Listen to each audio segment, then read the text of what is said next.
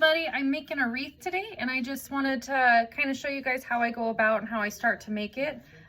So I just started out with a wire ring. You can pick these up at Hobby Lobby or Walmart. This one's a little bit bigger, obviously. So here's the size that I went with today to make mine. I think this is a pretty good, decent size. And what I did is I just went around it with some burlap and just wired it, you know, every couple of inches or so just to hold it onto. And the burlap actually gives your product something to hold onto as you're going around making it. You won't necessarily see the burlap when you get to the end if you want a nice, you know, cohesive full wreath.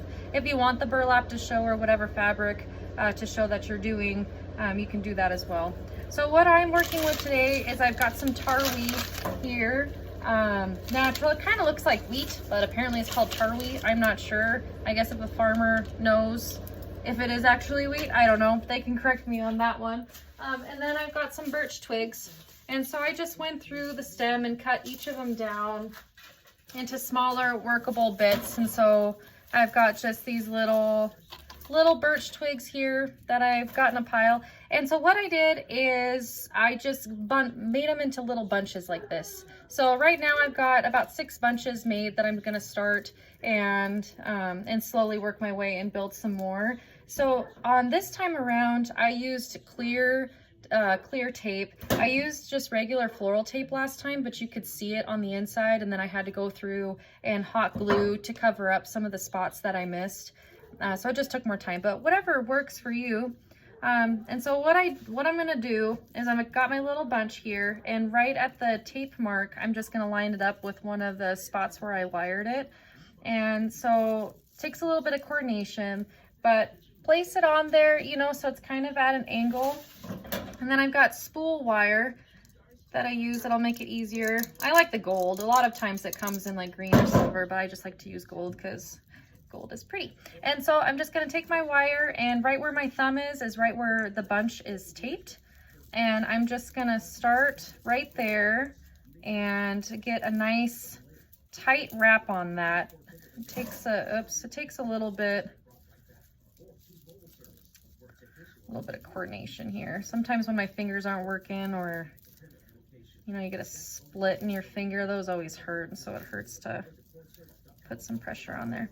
And so I've got my first, it's on there just a little bit. And what I'm gonna do is I'm just gonna take this wire and work it down the stem to where I want my next bunch to start. Now you don't have to like thickly wire this part because it's already held nicely in place in the top bunch part where you started. So just wire it down to where you want your next bunch to be added in there. Okay, so I've got it wired down about a couple of inches here, and then I'm just going to take my next bunch that I made, lay it flat on there, kind of at an angle again,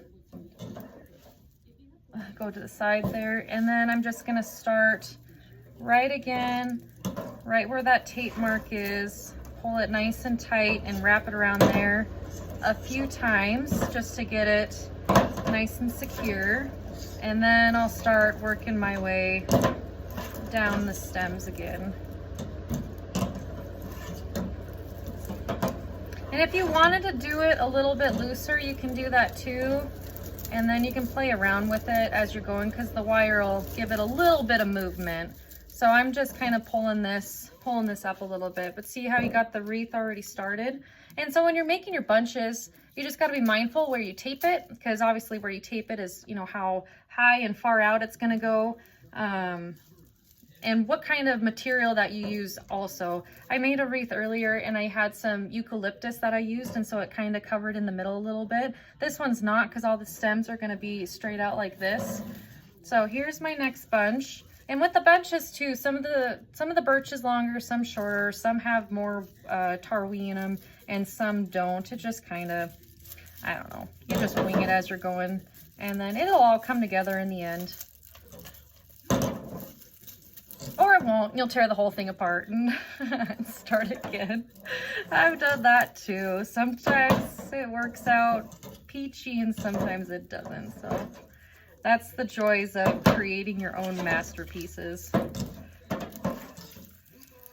So yeah, I'm just gonna go around. See, it does take a bit because I've already done 3 bunches and I've only gone, you know, about that far. So you just keep going with your bunches and keep working it around. And when I get finished with this, I will share my end product. Thanks.